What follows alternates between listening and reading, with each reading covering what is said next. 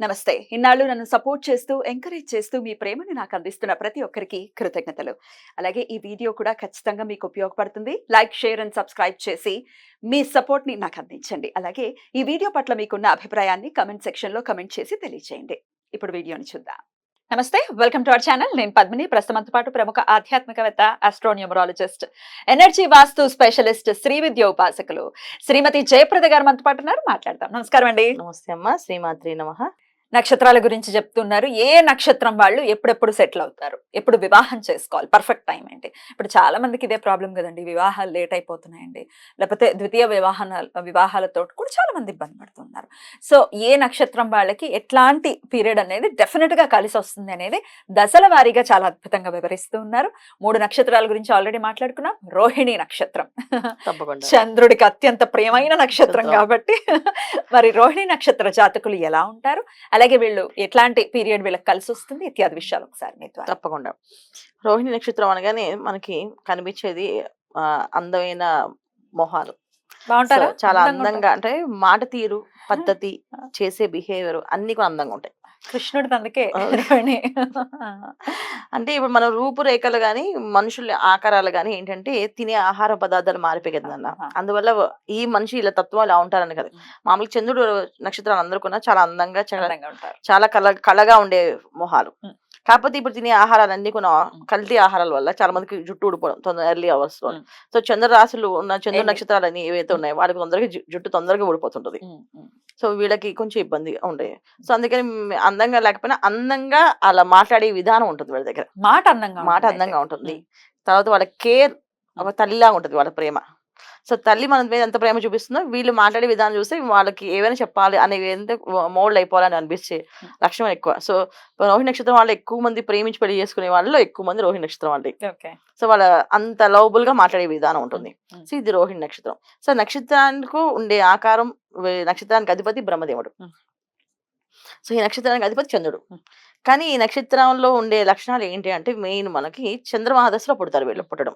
So చంద్రుడు main placements వీళ్ళకి ఎక్కడ ఉన్నాడు.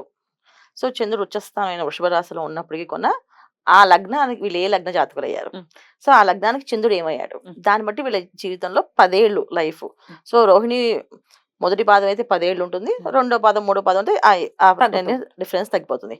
చంద్రుడు బాగుంటే బ్రహ్మాండంగా బాగుంటుంది. 10 ఏళ్ళు కూడా 10 ఏళ్ళు చక్కగా చిలాకిగా చక్కగా మాట్లాడుతూ ప్రేమగా మాట్లాడతారు. ఇప్పుడు చాలా మంది చూడండి, వాడు నన్ను నాయనమ్మ అని పిలిచాడు, ఎంత ప్రేమ అనిపించిందో అని అంటుంటారు చిన్నపిల్లలు. ముద్దే కాకుండా ప్రేమగా ఉంటది. ముద్దుగా పిల్లడు వేరు, ప్రేమ వేరు. ఆటోమేటిక్ గా ఆ ప్రేమ వాళ్ళ మాటల్లో వచ్చేస్తుంటది.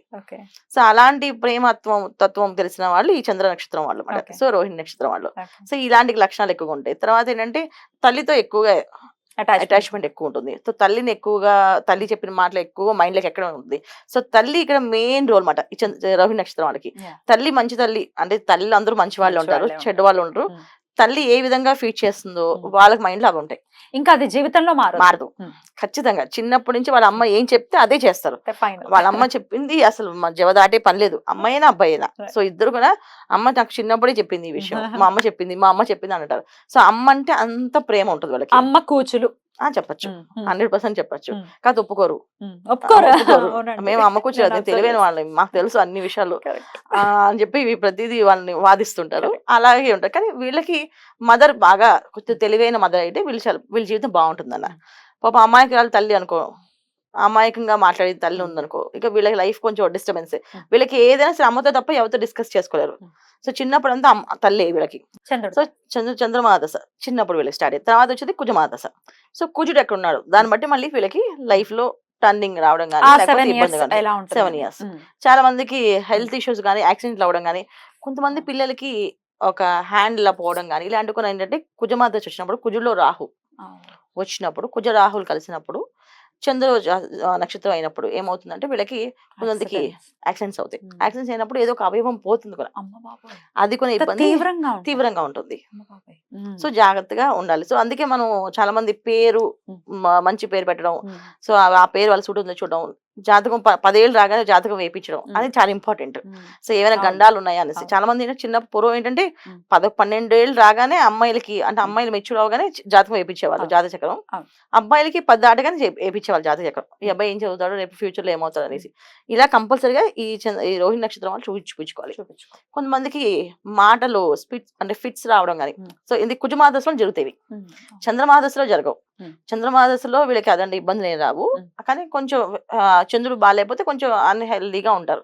ఉమ్. హెల్దీ బేబీస్ అనుకుంటే కొంచెం అన్హెల్దీగా కొంచెం ఏదైనా చలిలో వెళ్తే జలుబు వచ్చేయడం, ఇబ్బంది పడడం, ఆయాసపడడం, ఉబ్బసం లాంటివి ఇలాంటివన్నీ కూడా వచ్చేసే అవకాశాలు ఉంటాయి కానీ పెద్దగా ఇబ్బంది ఉండదు. కానీ కుజుడు ఎప్పుడైతే వస్తుందో చంద్రమాదశ తర్వాత కుజదశ కుజుడు యోగించకపోతే ఉమ్. రాహు కొన్ని యోగకారకుడు కాకపోతే కుజ రాహులు కలిస్తే ఉమ్.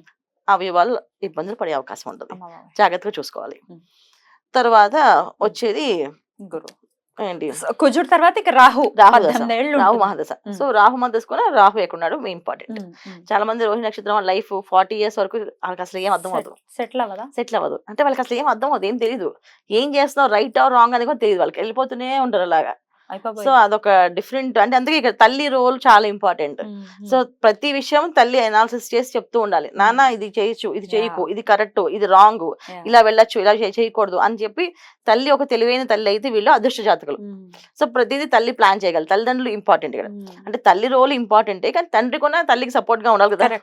సో తల్లిదండ్రులు ఇద్దరు ఉంటే ఈ రోహిణి నక్షత్రం వాళ్ళకి లైఫ్ ఒక స్టేబుల్ గా వెళ్ళే అవకాశం ఉంటుంది. లేకపోతే 40 years తర్వాత వాళ్ళకి తెలుస్తుంది అంతా. ఆ టైంకి కానీ వీళ్ళకి అనాలిసిస్ చేసుకొని ఓహో మేము ఇలా ఉన్నామా, ఎన్ని మిస్టేక్స్ చేసామా అని అప్పుడు వాళ్ళు అనాలిసిస్ చేసుకుంటారు. 40 ఏళ్ళు అంటే దట్స్ లాంగ్ పీరియడ్ కదండి. అంతే. ఇంచుమించు అంటే గురు దశలో వాళ్ళకి ఒక క్లారిటీ క్లారిటీ రావడం వస్తుంది వస్తుంది. అంతే. బాబాయ్. సో అప్పుడు దాకా వీళ్ళకి ఉమ్. ఇబ్బంది ఉంటే ఉంటది. సో ఇబ్బంది అంటే ఎటువంటి రకమైన ఇబ్బందులు ఉంటాయంటే యాక్సిడెంటల్ ఇబ్బందులు ఉండొచ్చు, ఫైనాన్షియల్ ఇబ్బంది ఉండొచ్చు, అవును. స్ట్రగుల్ అవుతూ ఉంటాం. సో పుట్టిన వాడు ప్రతి ఒక్కడికి ఏదో ఒక ప్రాబ్లం ఉంటూనే ఉంటుంది. సో రోహిణి వాళ్ళకి కొంచెం డిఫరెంట్ గా 40 years గానీ వాళ్ళకి లైఫ్ లో క్లారిటీ రాదు. ఓకే. మరి వివాహం మరి ఇంత క్లారిటీ లేకుండా మరి వివాహం విషయంలో ఎట్లాంటి జాగ్రత్తలు తీసుకోవాలి? ఏ పీరియడ్ పర్ఫెక్ట్ అనుకోవచ్చు? తప్పకుండా. కెరియర్ ఎప్పుడు సెటిల్ అవుతుంది? ఈ రెండు తప్పకుండా. విషయాలు. ఎందుకంటే రోహిణి నక్షత్రం వృషభ రాశిలో ఉంటుంది. ఉమ్. సో వివాహ విషయం అనేప్పటికీ ఏమవుతుంది, చంద్రమాదశ తర్వాత వచ్చింది కుజమాదశ, తర్వాత వచ్చింది రాహుదశ. రా. సో రాహుదశలోనే వీళ్ళకి వివాహం అయ్యే అవకాశం. తప్పదు. సో రాహుదశలో శని భగవానుడు వస్తాడు, ఉమ్. రాహు అంతర్దశ శని భగవానుడు వస్తాడు. అవును. ఆ టైంలో వివాహం చేసేయాలి. అప్పుడు చేయాలి. బ్రహ్మాండమైన లైఫ్ పార్ట్నర్ వస్తుంది. ఓకే. సో ఆ వైఫ్ అయినా హస్బెండ్ అయినా అమ్మాయికైనా అబ్బాయికైనా ఉమ్. వచ్చేది రాహులో శని మహాదశ వచ్చినప్పుడు వివాహం చేస్తే వీళ్ళని లీడ్ చేసే వాళ్ళు వస్తారు. అంటే వీళ్ళకి ఎలా తల్లి అయితే చెప్తుందో తల్లి కంటే ఎక్కువగా చెప్పే భార్య వస్తుంది. సో రాహు ఎంటర్ అయినా ఇంచుమించు ఒక 4-5 years లో పెళ్లి అయిపోవాలి అంతే కదండి. అంతే. అంటే రాహులో గురు, రాహులో శని వచ్చేస్తారు. భగవానుడు. అప్పుడు చేసేయాలి. అమ్మో జాగ్రత్తగా ఇది మీరు కనిపెట్టుకుని ఉండాలి ఈ వీడియో. రోహిణి నక్షత్రం వాళ్ళు అయితే పిల్లలు ఎవరైనా ఖచ్చితంగా. ఉంటే. అంటే ఓకే. కనిపెట్టుకోవాలి కదా ఉమ్, ఖచ్చితంగా. ఉమ్, లేదు కొంతమంది జాతకంలో యోగాలు ఉంటాయి, లగ్నాలు బాగుండే లగ్నాలు ఉన్నాయి అనుకోండి. ఉమ్. సో బ్రహ్మాండంగా వాళ్ళకి ఉమ్. రాహు దశ వచ్చే వరకు రాహుదశ రాగానే చేయొచ్చు, సెటిల్ సెటిల్ అవుతుంది. ఎందుకంటే వృషభ లగ్నానికి రాహు యోగకారకుడు కదా నాన్న. ఒకళ్ళు వృషభ రాశి వృషభ లగ్నం అయ్యి రాహుదశ వచ్చింది అనుకో తిరుగుండదు. సో వాళ్ళకి ఇంకా బ్రహ్మాండమైన వచ్చేస్తుంది. సో చంద్రుడు బాగాలేకపోయినా బాగున్నా ఇంకా ఆటోమేటిక్ గా రాహు ఒక యోగం ఏంటంటే ఆయన అందరి దగ్గర తీసుకుని ఆయన జోబులో చేయకూడదు మనకి. ఆయన వెళ్ళి ఏ గ్రహాలు చూస్తే అన్ని దగ్గర తీసుకొచ్చి ఇచ్చేస్తుంటారు మనకి. 18 ఏళ్ళు లైఫ్ సెటిల్ అయిపోతుంది. సో ఇది ఏంటంటే మెయిన్ తల్లి ఇక్కడ రోల్ బాగుంటే ఆటోమేటిక్ గా వీళ్ళకి అవన్నీ ప్లానింగ్ చేయగలుగుతాయి. లేకపోతే ఏంటి ఈ 18 ఏళ్ళు ఏం చేస్తాడు, రాహు యోగకారకుడే కానీ ఇక్కడ మిగతా వాళ్ళు యోగించలేకపోతే ఏమవుతుంది, లైఫ్ ని ఎంజాయ్ చేస్తూ వదిలేస్తారు. అమ్మాయిలతోటి ఫ్రెండ్షిప్ తో లగ్జరీ లైఫ్ తోటి మనం ఏదంటే అది అయిపోతుందని చెప్పి అనే మాట తోటిది ఇక చెప్పట్లేదు. ఇప్పుడు కొంతమందికి విపరీత బద్ధకాంతో సో లైఫ్ ని పాడు చేసేసుకునేది రాహు. ఇది వెళ్ళిపోయిందంటే వీళ్ళకి గురుమా దశ అంత గ్యారంటీ ఉండదు. ఎందుకంటే ఏదో ఒక దశ యోగిస్తుంది, పెద్ద దశ. జాతకంలో ప్రతి ఒక్కరు గుర్తుపెట్టుకునే విషయం ఏంటంటే రాహు యోగించాడంటే మళ్ళీ గురువు యోగిస్తాడని గ్యారంటీ లేదు. మళ్ళీ శని మహాదశ రావాలి. సో గురుమా దశ యోగిస్తుందని శని మహాదశ యోగిస్తాడని గ్యారంటీ లేదు. ఇలా ఉన్నాయి అన్ని దశలు యోగించేస్తారని గ్యారంటీ లేవు. ఒకటే పెద్ద దశ యోగిస్తుంది ఏ జాతకంగా. సో అక్కడ మెయిన్ ఇంపార్టెంట్ మన జాతకంలో ఏ గ్రహాలు ఉన్నాయి, ఆ గ్రహాలు మన ఎక్కడ ఏ స్థానాలు ఉన్నాయి మన జన్మ జాతకం. సో ఖచ్చితంగా 11 ఏళ్ళు 10 ఏళ్ళు పిల్లలకి జాతక చక్రం వేపిస్తే క్లియర్ గా వీళ్ళకి ఈ టైంలో చేయండి, ఈ టైంలో చేయండి అంటే వాళ్ళు జాగ్రత్తగా ఉంటారు. ఈ టైంలో మీ అబ్బాయిని ఎక్కడికి పంపించకండి పూర్వం చెప్పేవాళ్ళు. ఇప్పుడు ఈ 10 ఏళ్ళు వరకు వీడిని ఎక్కడికి పంపించదంటే వాళ్ళు అమెరికా పంపించేవాళ్ళు కాదు, మా ఇంట్లో మా చిన్నప్పుడు జరిగింది. అవునా? మా అన్నయ్య అంత జాగ్రత్త మా అన్నయ్య వాళ్ళని జాతక చక్రం వేపిస్తే ఈ అబ్బాయి ఊరు దాటితే ప్రాణం కన్నా ఉందన్నారు. అంతే. కనీసం పక్క ఊర్లో కాలేజీ పంపించేది. ఆ ఊర్లో కాలేజీ చదివించింది సేఫ్ గా ఉన్నారు. సేఫ్ గా. మనిషి సేఫ్ గా ఉండడం ఇప్పటికీ is హ్యాపీగా important కదా. అదే ఇప్పటికి చెప్తారు. అప్పుడు చదివించుంటే మాది 90 ఏళ్ళు బతుకు. రైట్ రైట్ ఇప్పటికి ఆయన 90 ఏళ్ళ ఆయన జ్యోతిష్యం చెప్పి ఆయన 90 ఏళ్ళు ఇప్పుడు ఆయనకి. ఆయన ఇప్పటికీ ఉన్నాడు. ఆయన ఉన్నారు. ఆయన ఎప్పుడు ఆ రోజు చెప్పారు నా చదువు ఆపేశారు గురువు గారు అని చెప్పేసి. ఏమో ఆ రోజు అమ్మవారు పలికించింది చెప్పాను, నాకు తెలియదు అని చెప్తా అంటారు. అంత పెద్ద ఆయన. సో జాతకం మనిషిని చూసి చెప్పేస్తారు ఆయన. అంత పవర్ఫుల్ అనమాట. సో అలా అనమాట. మరి ఈ రోహిణి నక్షత్ర జాతకులు ఎట్లాంటి నియమాలు పాటించాలి, అలాగే పరిహారాలు? తప్పకుండా నాన్న. వీళ్ళు మెయిన్ ఏంటంటే వీళ్ళ చేతిలో డబ్బులు అస్సలు ఆగోనన్న. రోహిణి నక్షత్రం వాళ్ళకి వీళ్ళు సంపాదన అనేది మొదలు పెడితే ఖచ్చితంగా ఆ డబ్బులు అమ్మకు, పెళ్ళి అయితే భార్యకో ఇచ్చేయాలి. మొత్తం ఇచ్చేయాలి. వీళ్ళ ఖర్చులు తప్ప ఇంకేం తీసుకోకూడదు. ఎందుకంటే వీళ్ళ చేతిలో డబ్బులు ఎందుకు ఆగవంటే వీళ్ళు తెలివితేటలు బాగుంటాయి, వీళ్ళు సంపాదిస్తారు, బాగానే సంపాదిస్తారు.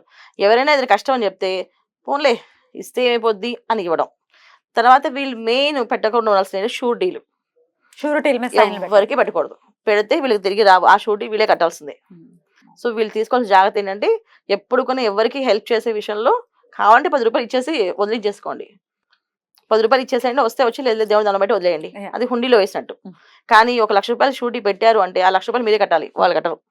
వాళ్ళు మంచి వాళ్ళే కాదని కాదు, కానీ పరిస్థితి మీ ఈ నక్షత్రం వాళ్ళు పెట్టడం వల్ల ఇబ్బంది పడతారు ఖచ్చితంగా. సో రోహిణి నక్షత్రం వాళ్ళు తీసుకోవాల్సిన జాగ్రత్తలు ఏంటంటే చేతిలో డబ్బులు ఆగవు. మనం ఏంటంటే నీళ్ళలో మనం నీళ్ళు పట్టుకోగలవా? పట్టుకోలేం. వీళ్ళ చేతిలో డబ్బులు పట్టుకోలేం. ఇది అక్యురేట్ గా చెప్తారండి బాబు. ఎప్పటికప్పుడు ఆశ్చర్యపరుస్తారు మీ ప్రెడిక్షన్స్ తో. ఖచ్చితంగా. సో అందుకని ఖచ్చితంగా మనం చేయాల్సింది ఏంటంటే వీళ్ళు తల్లికి భార్యకు హ్యాండ్ ఓవర్ చేసుకోవాలి. అలాగే అమ్మాయిలు అయితే హస్బెండ్ కి అప్ చెప్పాలి. రోహిణి నక్షత్రం అమ్మాయిలు అయితే ఈ అమ్మాయికి ఈమె కంటే ఎక్కువ తెలివి హస్బెండ్ కి ఉంటుంది. హస్బెండ్ చేయించాలి. లేదు ఒక బ్యాంక్ సెక్యూరిటీ పెట్టుకొని మళ్ళీ తల్లి అకౌంట్ లోనే వేరే అకౌంట్ లో అమ్మ నాకు అవసరం లేదు కానీ నీ అకౌంట్ లో వేస్తున్నా అని వేసేయడం. సో వీళ్ళు సంతకాల జోలికి వెళ్ళకూడదు, షూటీ జోలికి వెళ్ళకూడదు, అప్పులు ఇవ్వకూడదు, ఇస్తే తిరిగి రావు. ఏంటి అప్పులు తీసుకోకూడదు. అప్పులు తీర్చడం వీళ్ళ వల్ల కాదు. మళ్ళీ ఈ అప్పులు మళ్ళీ వేరే వాళ్ళు తీర్చవలసి తప్ప వీళ్ళు తీర్చుకోలేరు. అది వీళ్ళ పరిస్థితి. 10 రూపాయలు అప్పు చేస్తే తీర్చరు. అందుకే ఏంటంటే ఉన్నదాన్ని అడ్జస్ట్ చేసి బతకడం నేర్చుకోవడం అలవాటు చేసుకోవాలి. దానివల్ల వీళ్ళు హ్యాపీగా ఉంటారు. ఇది వీళ్ళకున్న పరిహారం. ఆరాధన, దైవారాధన. సో రోహిణి నక్షత్రం జనరల్ గా ఏంటి వీళ్ళకి ఆరాధన, మనసు ప్రశాంతంగా ఉంచుకోవాలి, మైండ్ స్టేబుల్ గా ఉండాలి. ఎప్పుడు దానికోసం ఎప్పుడు ఏం చేస్తుందంటే మెడిటేషన్. ఎప్పుడు ఒక 40 minutes మెడిటేషన్ చేయాలి.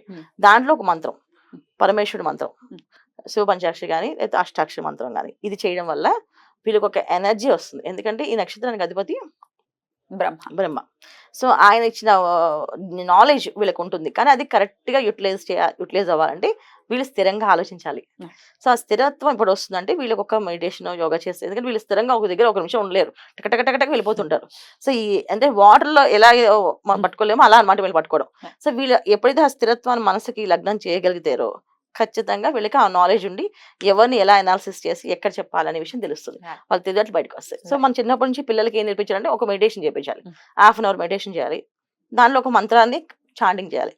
శ్వాస మీద ధ్యాస పెట్టి ఆ మంత్రం కంటిన్యూ చేస్తూ ఆ స్వామివారి పాదాలు కనిపించేట్టుగా, విష్ణు అయితే విష్ణుమూర్తి, శివుడు అయితే శివుడి ఇష్టం అయితే శివుడిని ఇది చేయాలి. బ్యూటిఫుల్ అండి, చాలా అద్భుతంగా వివరించారు. ఖచ్చితంగా రోహిణి నక్షత్ర జాతకులు ఏ సమయంలో సెటిల్ అయితే కరెక్ట్, అలాగే ఎలా ఉంటుంది వాళ్ళ లైఫ్ అనేది చాలా బ్యూటిఫుల్ గా ఎక్స్ప్లెయిన్ చేశారు. కృతజ్ఞతలు అండి. ఇక నెక్స్ట్ ఎపిసోడ్ లో మృగశిర నక్షత్రం గురించి మాట్లాడుకుందాం. నమస్కారం. నమస్తే అమ్మ. శ్రీమాత్రే నమః.